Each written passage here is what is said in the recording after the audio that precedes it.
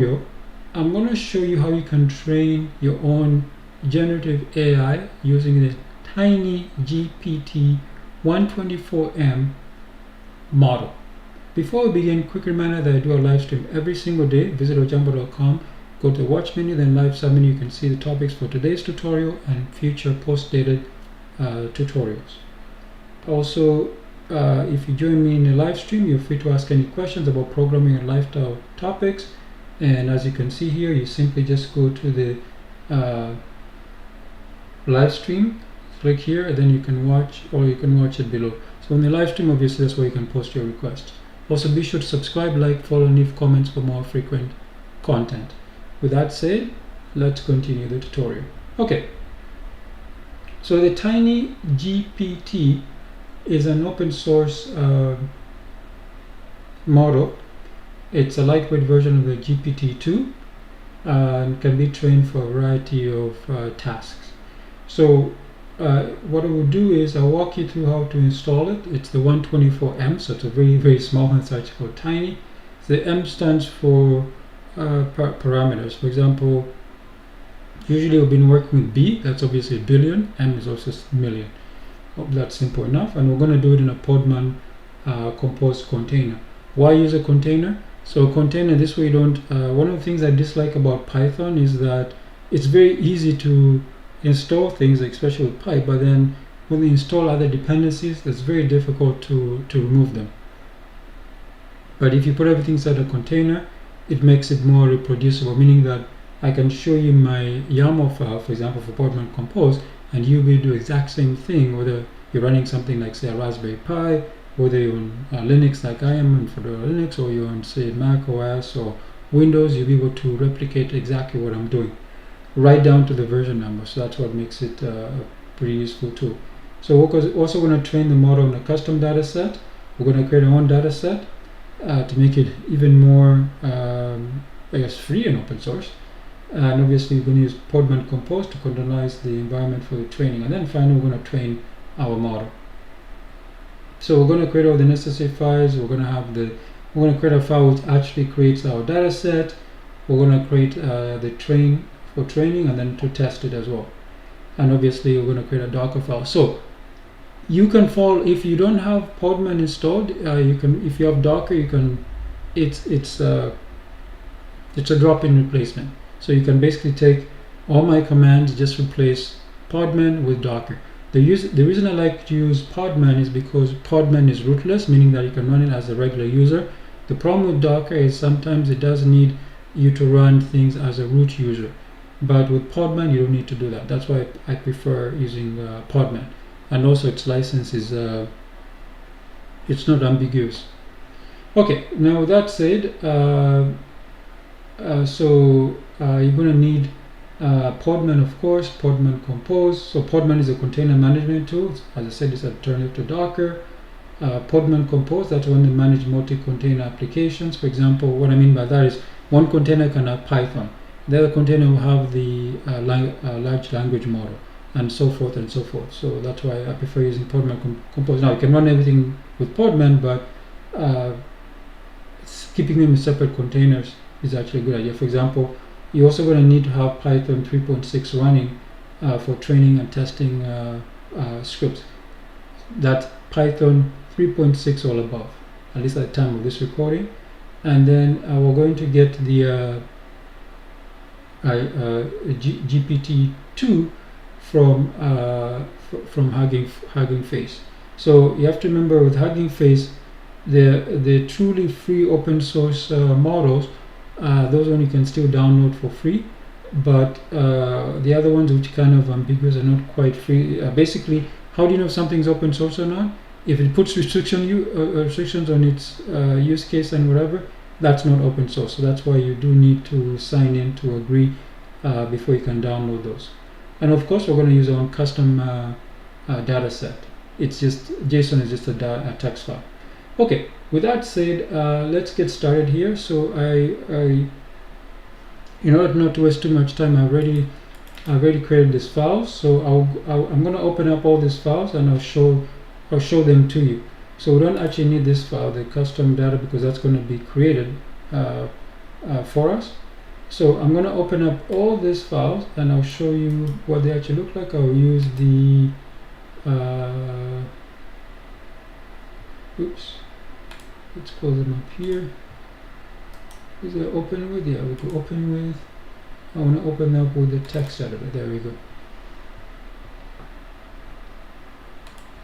It opened up in the wrong. It opened up in Guinea. Okay, there we go. So let's check them out here. Okay, so let's look at the Docker file first.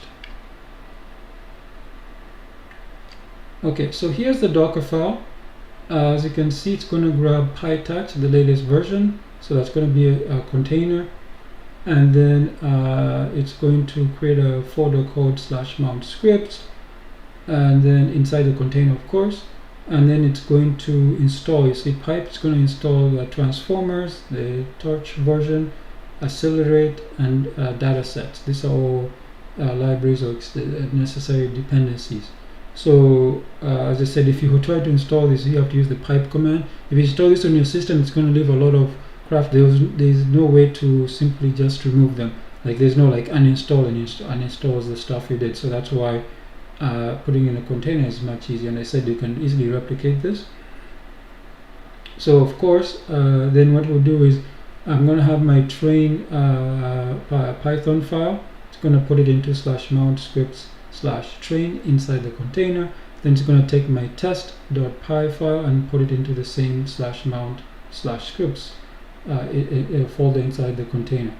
Then I create another environment called hf_home, that's all caps, and that will be in /mount cache Hugging Face. The reason we do this is because when we download a model, every single time we run this container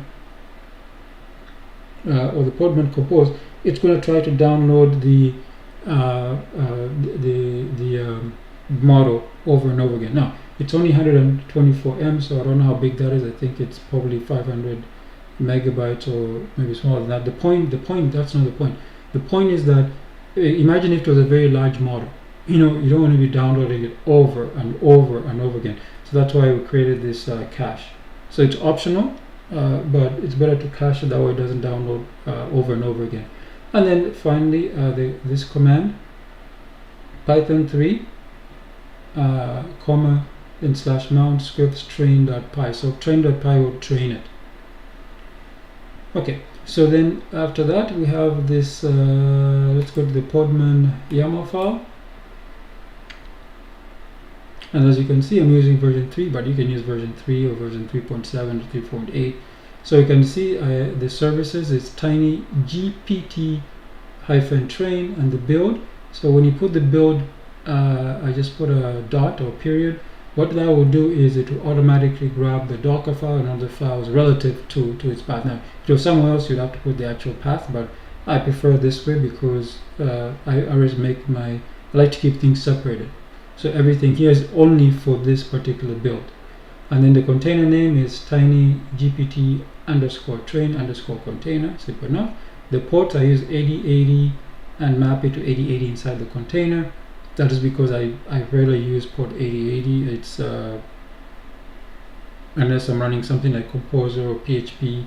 The only other time I use those ports is when I'm running PHP's or Python's built-in server, but that's rare. Usually when I'm done, I'll then have, for example, I'll use Nginx or Apache. And here are the volumes. You see the custom data.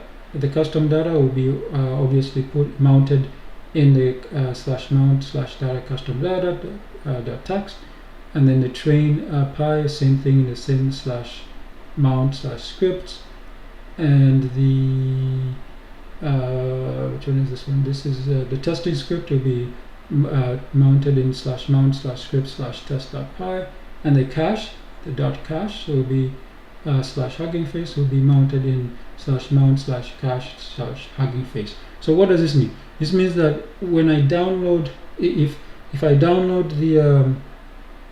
the model manually and I put it in the .cache Hugging Face folder, it's a hidden one, that's why you see the dot there. It will automatically be mounted into the container. So This way it gives you an option where you can mount the LLM yourself. For example, if I downloaded previously, I can just put it there. So this way it will be a little bit faster as well. And of course the environment, the model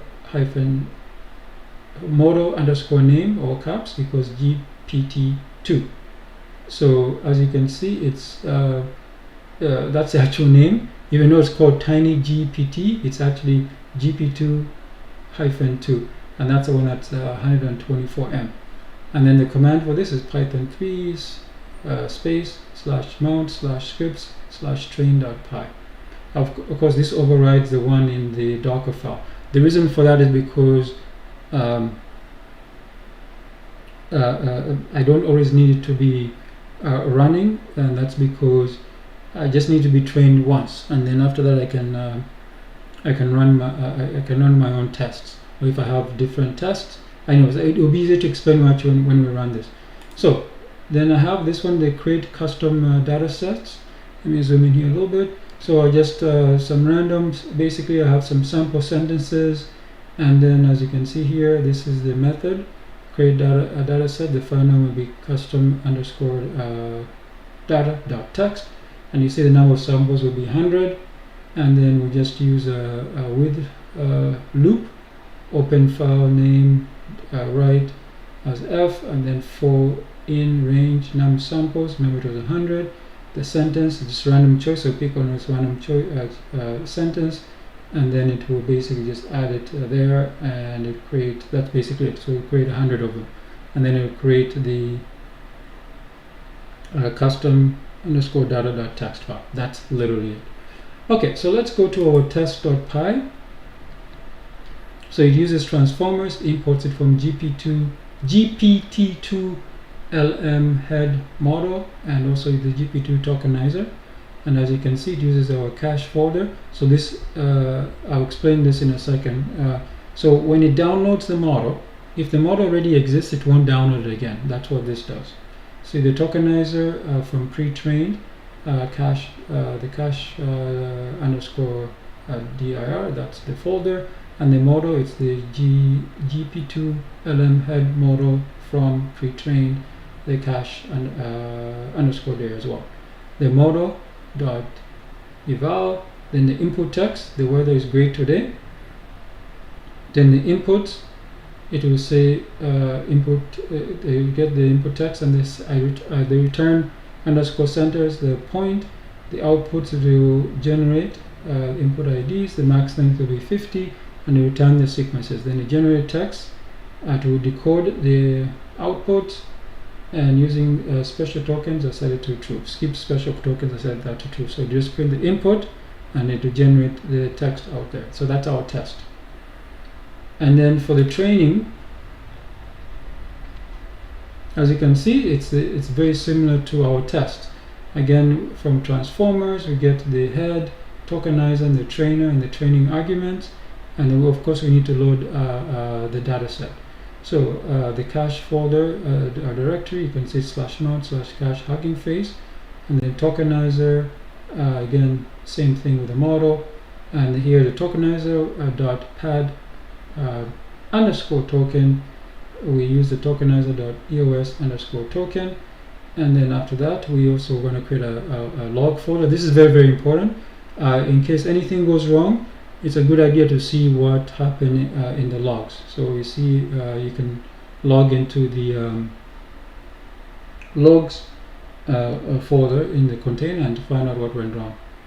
And then after that, we have trained the data set. Remember, we're going to use our custom data set, and we split the train just in case it's too much. In our case, it shouldn't be a problem.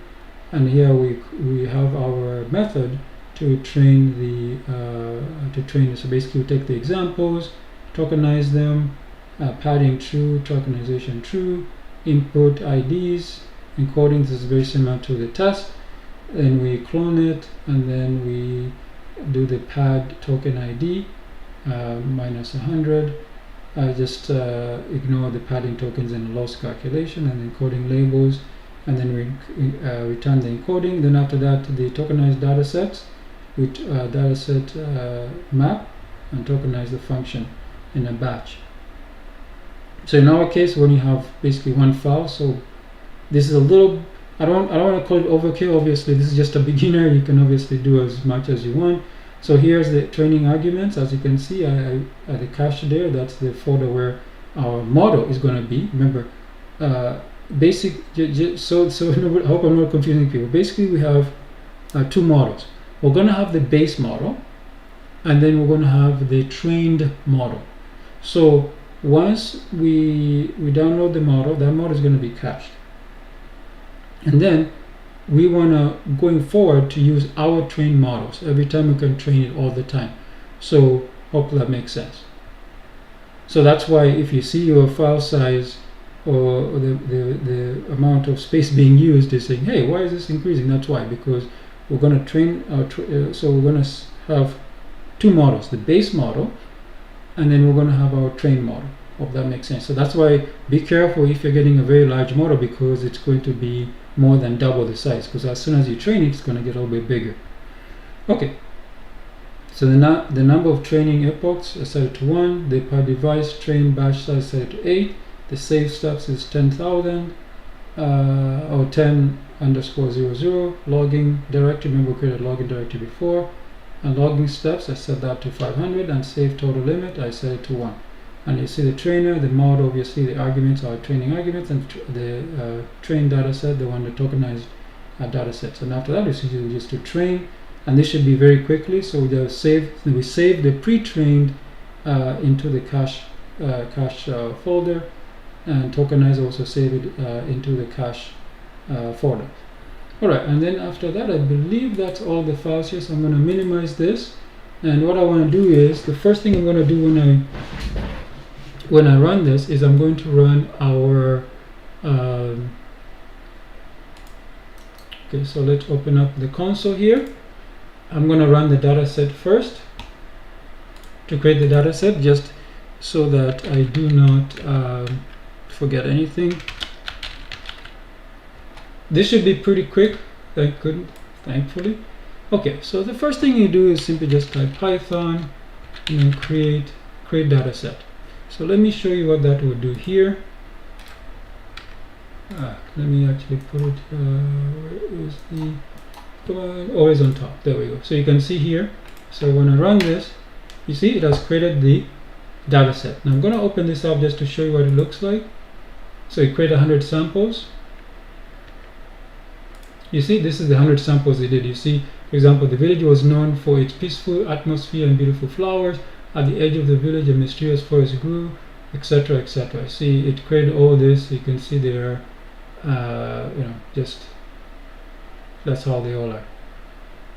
As you can see, basically, there is no, this one is repeating, but you can see it does things a little bit differently.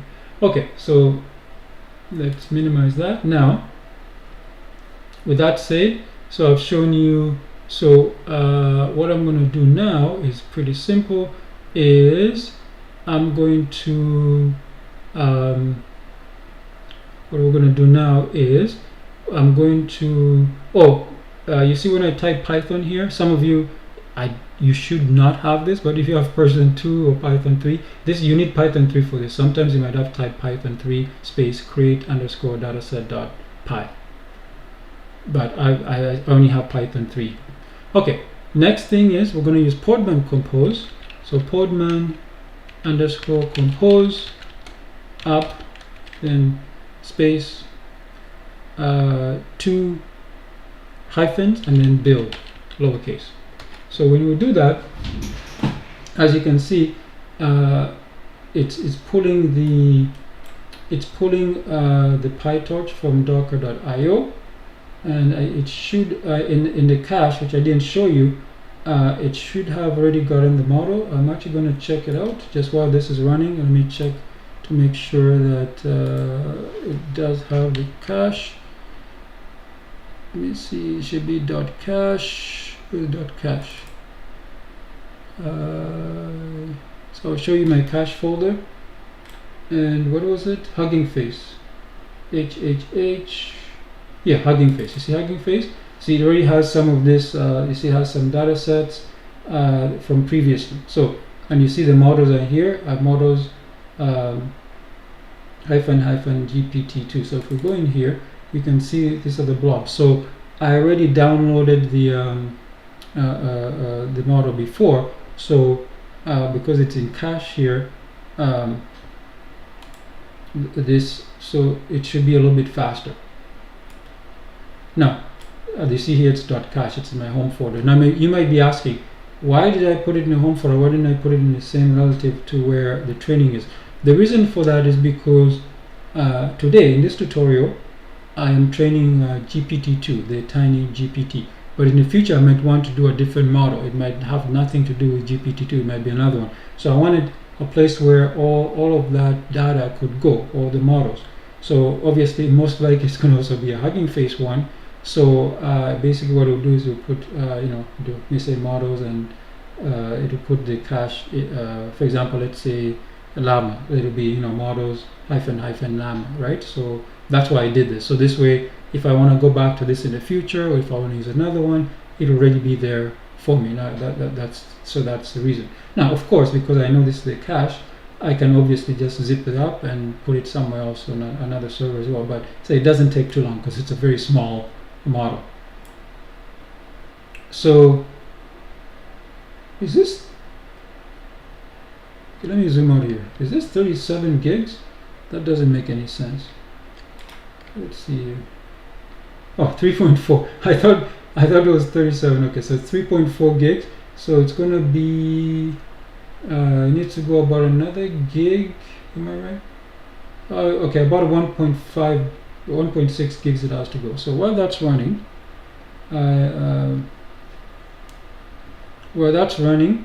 I want to show you. Yeah, I'll just let that continue running.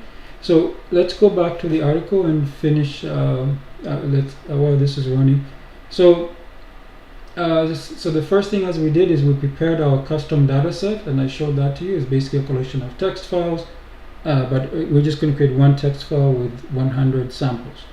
So for this guide, we assume you have a text file called custom_data.txt with the text data you want to use to fine-tune the TinyGPT. So the reason I changed my mind, even though I said I'm going to use a JSON data set, I wanted to use text because I wanted to make it as simple as possible. If I introduce JSON, it would be more difficult. For example, I might have to escape, some double quotes or what's the other one? Single quotes. I don't want to do that. So that's why I decided to make it text. In a future when I might actually go back to I might do a JSON. But I said that's why I also made 100 samples just to make it easy. Okay, so basically what will happen is the script will read the text file, the custom_data.txt, and process it, saves it in the data assets format. Okay, and then we also created the training script, which will fine-tune the TinyGPT 124M using the custom data set. Okay, and then what else? So basically we load the GP2 model and tokenizer. I already explained this. Tokenizes the custom data set, fine-tunes the model using trainer from Hugging Face Transformers library. So that's another good thing about Hugging Face is they do people have contributed to have some some Python dependencies to make your life easier, because otherwise you have to write all this yourself. For example, even a company like NVIDIA has also contributed, so just makes everybody's life easier for training. And the good thing about this is you can have this, for example, this model is a 124M. It will be a little slow on, for example, on a Raspberry Pi, but if you have an old phone, for example, it will just fly by. So you could have your phone training, and this is a very simple thing to do.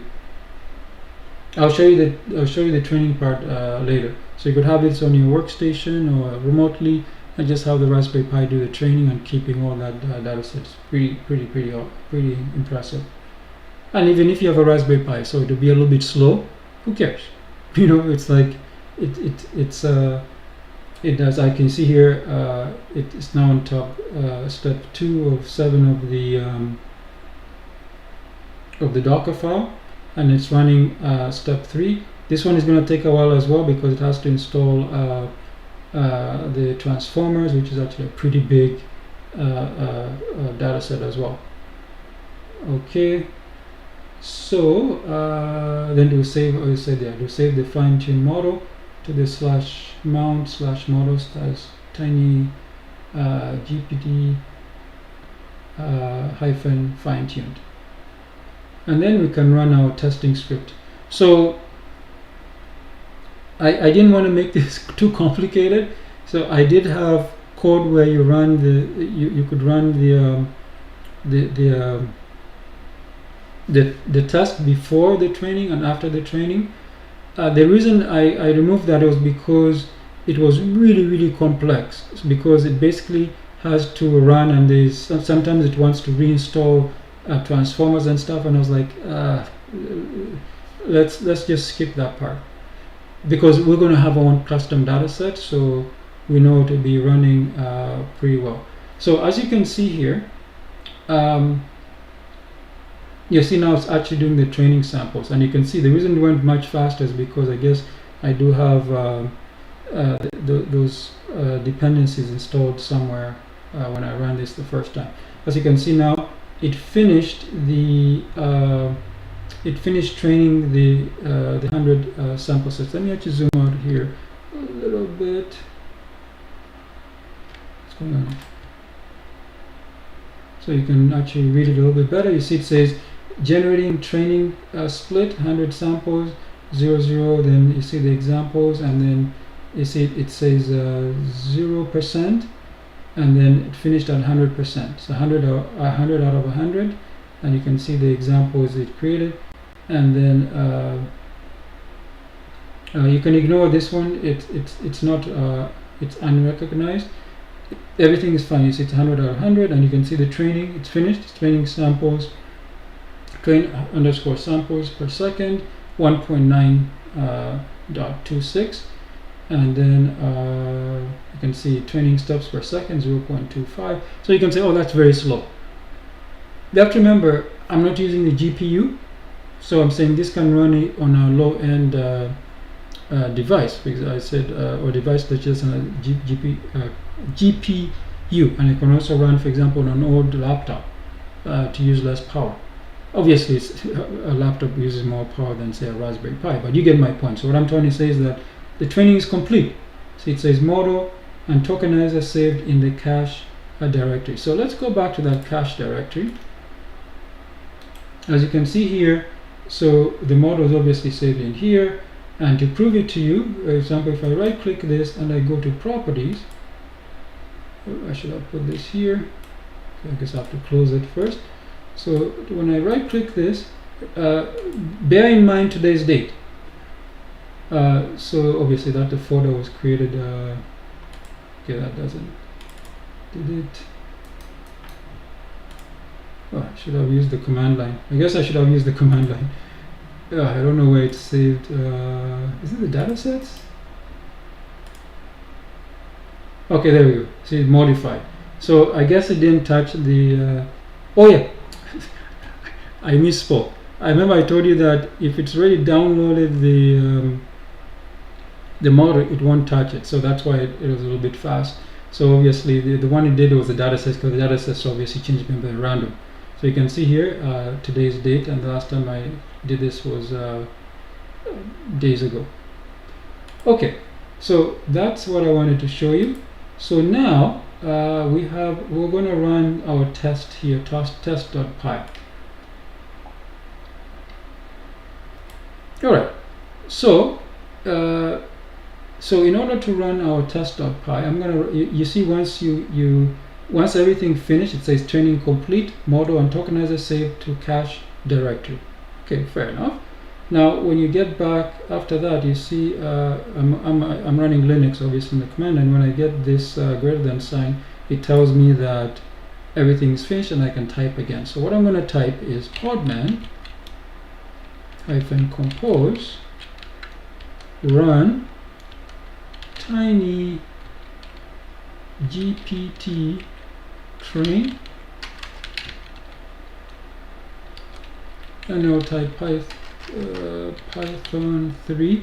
It's based on Debian. So Debian, I think Debian might have some Python 2.7 stuff here. So if you want to use the specific Python, you gotta put Python 3. As I said, I'm running on Fedora Linux locally, so I don't need to type Python 3 because they no longer use anything but Python 3.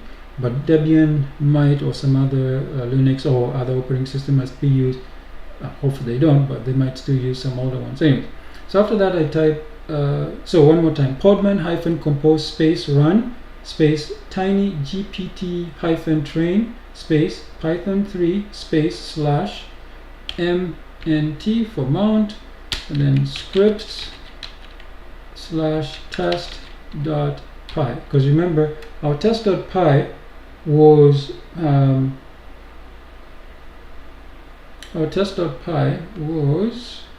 there we go. You obviously press enter after that. So our test.py was actually this file here, this one. It was actually copied into the container. So I'm not running it locally, I'm running the one that's inside the container. So with that said, let's read what it says. It says the attention mask and the pad token ID were not set. As a consequence, you may observe unexpected behavior. Please pass your input's attention mask to obtain reliable results. Setting the pad underscore token underscore ID to EOS underscore token underscore ID for open-ended generation. So again, I ignored that because I said this was just first crack at training, and it worked, and I'll prove to you. So the next one it says is the attention mask is not set and cannot be inferred from input because pad token is the same as EOS token. As a consequence, you may observe unexpected behavior. Please pass your input's attention mask to obtain reliable results. Input. So the input was the weather is great today, and the generated task is the weather is great today and the sun is shining brightly. The forest is beautiful and the trees are growing. The forest is peaceful and the sun is shining brightly. The forest is peaceful and the sun is shining brightly. The forest. Okay, so obviously there are a few tricks you can do, but I just wanted to give you guys a quick introduction into how you can train your a LLM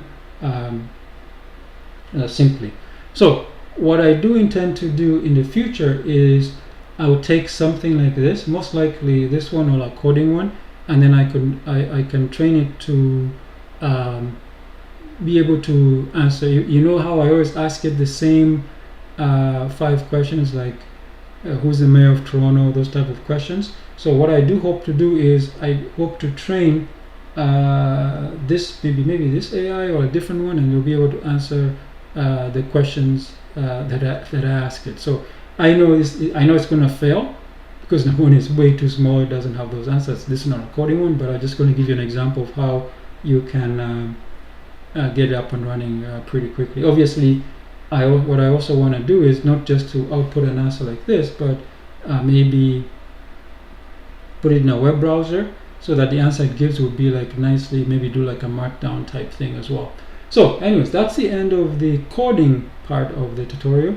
And as you can see, you can run this. Now, I always tell people, one of the things I always dislike is when people teach you this type of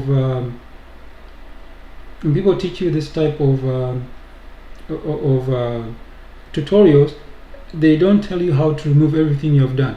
I'm going to show you that, so that's a bonus. So for example, if you type Podman space ps space -a, see, it's telling me that I'm running 2 of the as you can see, one was for training and the other one is because remember when I did the tests, right?